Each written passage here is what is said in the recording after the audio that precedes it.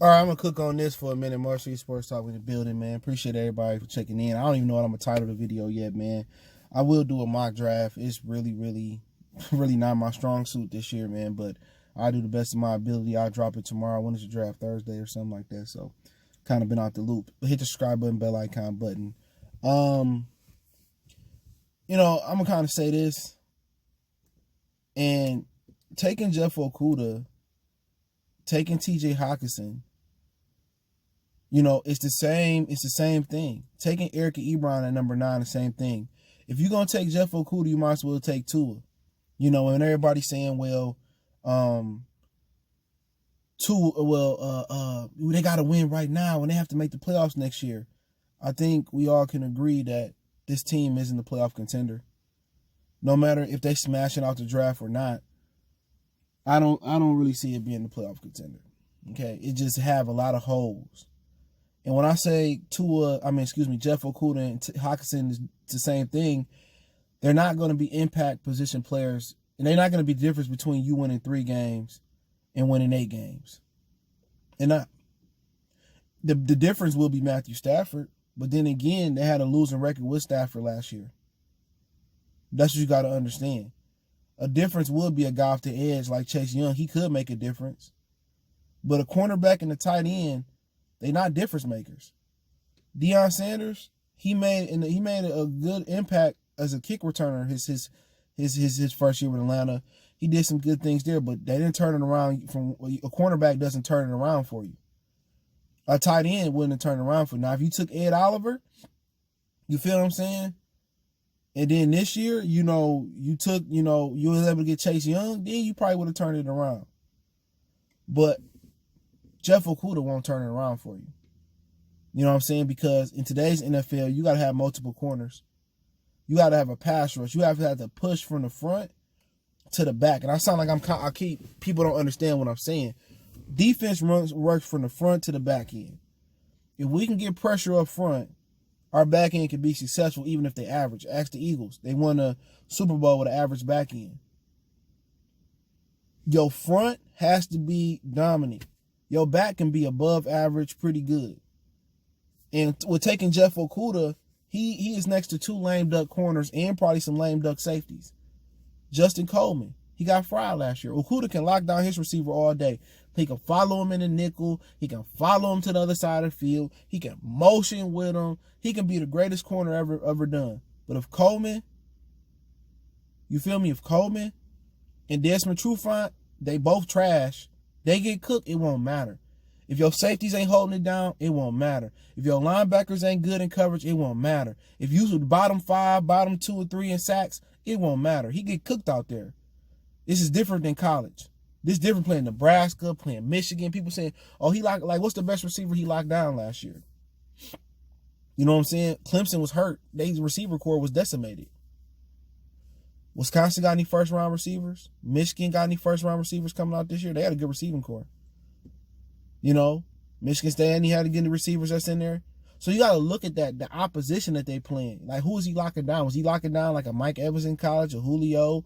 And maybe he did. Not saying he did or he didn't. But the game is different. He won't be the difference between making the playoffs and not making the playoffs. And the Lions haven't had a splash first-round pick in quite some time.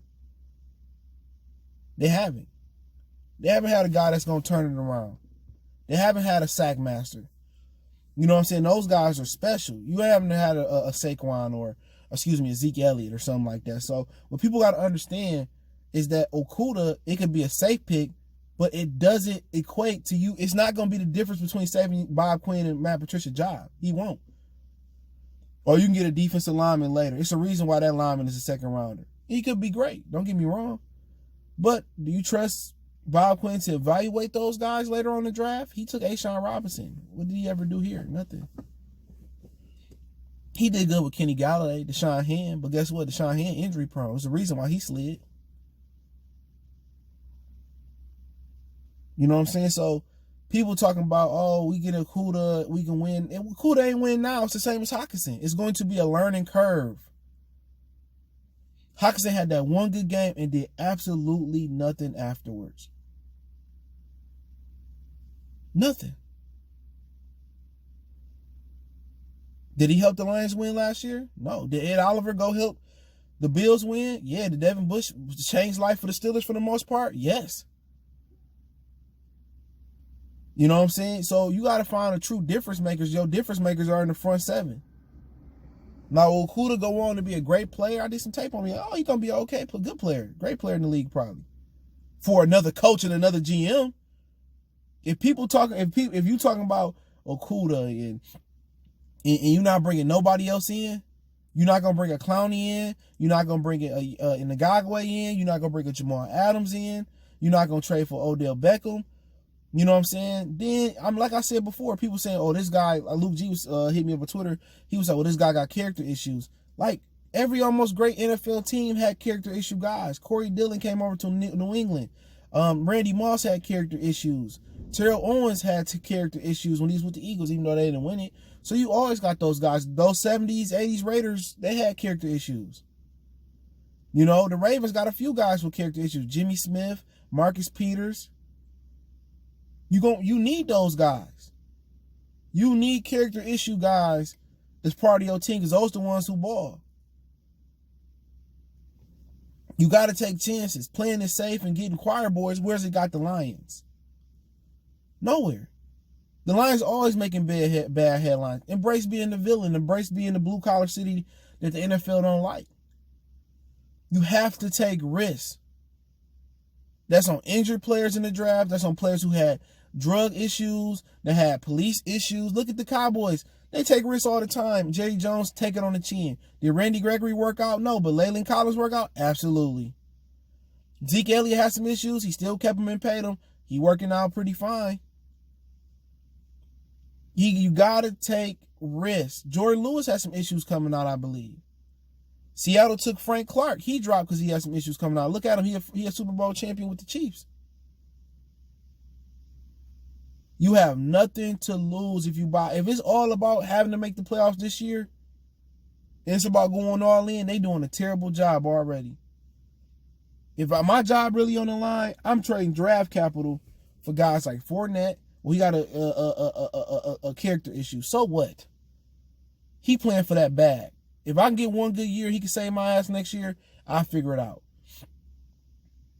You got to get those guys at this point. But if you talking about, this team ain't going to be good and we drafting for the future, which Okudah is a down-the-line pick. He going to benefit the next GM, the next coach, if Matt Patricia and Bob Quinn not around next year. They take Okudah in the first round, I'm telling you. They're not going to win no. And I don't believe Stafford is going to stay healthy all next year. I think it's over with for him. I do. I truly do. I think it's over with. 2-year back injury. Count on the 3rd year, it'll be some issues. You know, same thing with Hockenson. It take 2 or 3 years for a tight end to get comfortable. He's going to benefit another coach. Just keeping it 100. You know, you might as well take Tua Tagovailoa, whatever. If we talking about building for the future, you need a quarterback behind Stafford. You need somebody that's going to sell tickets. Now, can he bring some unwarranted pressure behind Stafford? Absolutely, but Stafford ain't never had no pressure. He may rise up. You know, people say, well, Jeff Okudah be out there making plays next year. True, he will. He'll be out there doing this damn thing, making plays maybe. But he ain't going to make you playoff with Jeff Okudah. That's why I was so critical for them to keep losing, and Washington end up getting the go-ahead. Chase Young would have probably been the ideal guy for them. People say, what about Isaiah Simmons? I don't trust them to utilize him the right way. But if you building for the future, Tua your guy. And Jeff Okudah is a future pick, just like Hockenson was a future pick. Hockenson wasn't going to deliver the rookie season. I told you guys that. But Ed Oliver did. Devin Bush did. You know, and that's just a God-honest opinion about it. So if you take Jeff Okudah, then you got to go all out and get some of them guys I named. Ngakwe, Adams, Leonard Fournette. You know what I'm saying? You got to go out there, OBJ. You got to go out there and just go balls to the wall. Bring in Jadeveon Clowney and put as much talent as you can. Bob Quinn ain't moving his feet like a guy that that's job on the line. Everything he made this year was safe moves. Was safe moves. You want to go out there and make a splash? Take some of that draft capital if you move down and turn it into veteran players that's known commodities. You know what I'm saying? So that's just my opinion on it. Let me know what you guys think. Hit that subscribe button, bell icon button. Don't forget me on Facebook, Instagram, Twitter. Excuse me. You also can reach out to Twitter. It's the quickest way you can touch me. If you got a business question, inquiry, sponsorship, video request, want to make a donation, Cash App, PayPal in the description. Best way to donate, share the video. Other than that, man, just let me know what you guys think. One time for the one time we go.